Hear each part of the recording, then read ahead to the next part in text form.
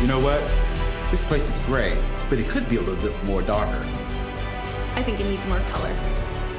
Well, let's do it.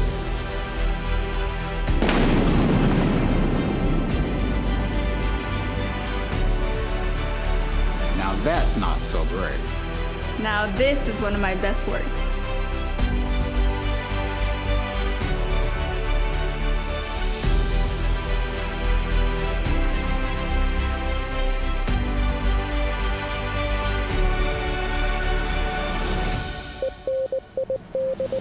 For the Enid Communications mural, Derek wanted, obviously, communications icons, and I will admit this one was a challenge. Being inside, instead of one big wall, it was 7 separate 10-foot wide walls, and with 6 different sections, with 2 of the walls being a corner, and with having it flow as a whole, and yet each wall having its own look or having its own, looking good on its own.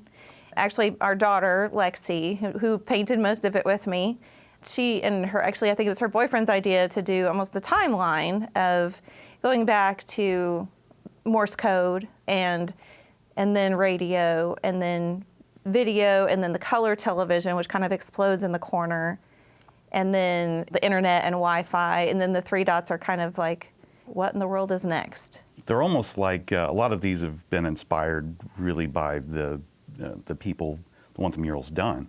So it's more like they get a little bit of input and they get Kelly's vision or graphic representation of kind of what they want. So it's kind of like a tattoo.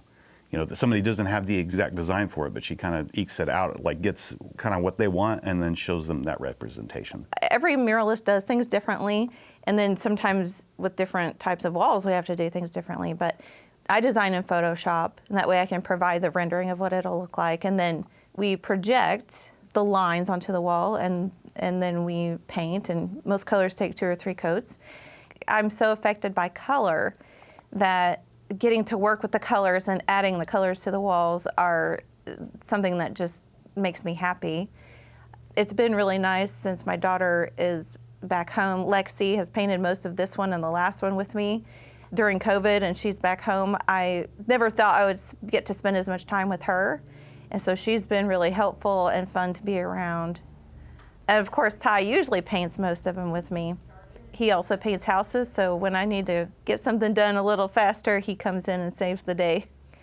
So when it's time to name a mural, we usually talk to the mural owner, and if we have suggestions, we'll throw it out. We'll let them name it if they'd like to. Sometimes it's obvious what it needs to be called, and sometimes we don't know. And it's often not until it's over when you kind of realize what it should be named.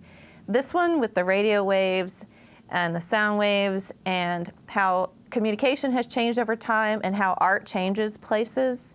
Tentative name is Waves of Change. And we'll see if that settles. That was Dane Tate's idea, and we will see if that's the name that we'll settle on. So we'll see. We might give it a few more days.